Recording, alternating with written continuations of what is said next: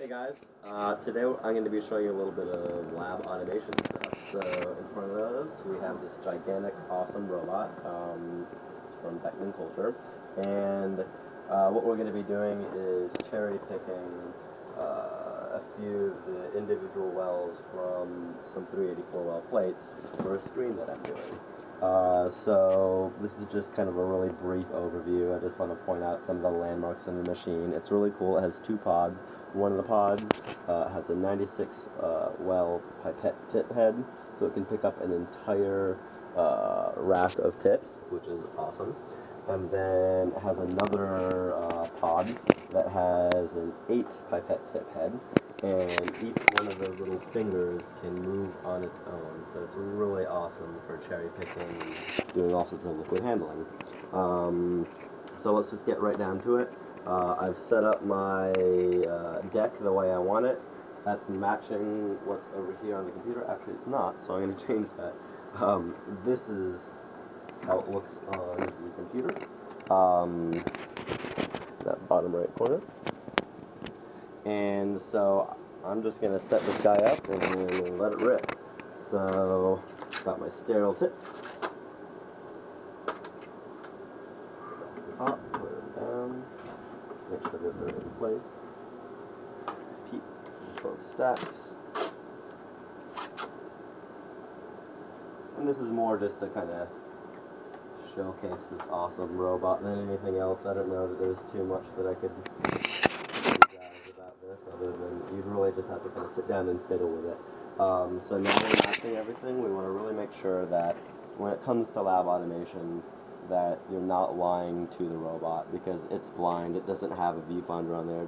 There's no machine vision. So what I'm going to do is I'm going to really quickly load the cherry picking program that I want, which is Cherry Pick 404. And in this case, I'm just going to double check to make sure I wrote this thing right. No errors. Yes, that's exactly what I want. P17, P, yep. So then I'm going to save. I'm going to go to finish and make sure it doesn't catch any errors. Looks happy. Save it again, and I'm just going to hit run. It's going to ask me if everything is cool. Again, you really want to be paranoid about this and really double check to make sure that the deck matches the computer, because if it doesn't match, one of those arms might crash and cause thousands of dollars worth of damage, and you really don't want to do that. That would really suck. I've never done it, and I don't plan on it, because I quadruple check everything. Alright, so then I just press OK, and then we can see everything starting to move. And we want to be careful that this little thing right here is shooting up an infrared beam, and if we cross over it on this model, it'll just shut down the robot. So that's a really cool safety feature, so that we don't get stabbed by anything, we don't break the robot, and as long as we've told the robot where everything is, it should be happy.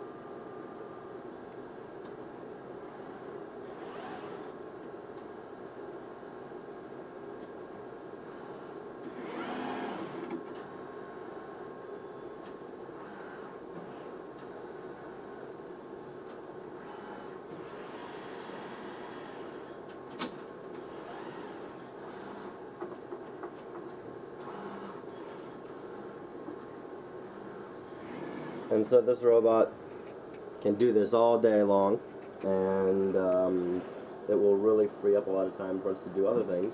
So we'll go and take a look at the colony picker. And thanks.